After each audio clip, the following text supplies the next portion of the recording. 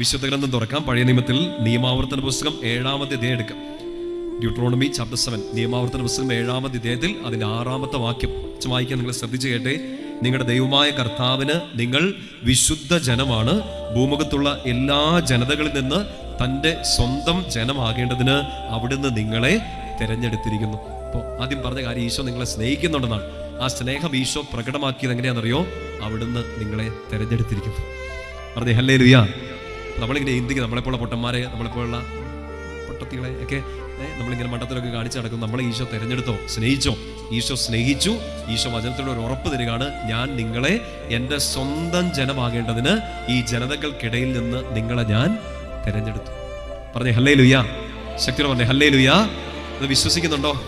ഈശോ എന്നെ സ്നേഹിക്കുന്നുണ്ടെന്ന് മാത്രമല്ല, ഈശോയുടെ സ്വന്തമാകേണ്ടതിന് ഈശോ എന്നെ തിരഞ്ഞെടുത്തിരിക്കുന്നു, എന്നെ തിരഞ്ഞെടുത്തിരിക്കുന്നു. പറഞ്ഞേ ഹല്ലേലൂയ. ആരാവിലിന്നലെ ഒരു സ്നേഹരൂപം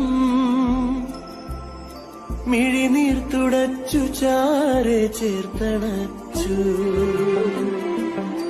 കാവൽ കരങ്ങളാൽ തഴുകിത്തലോ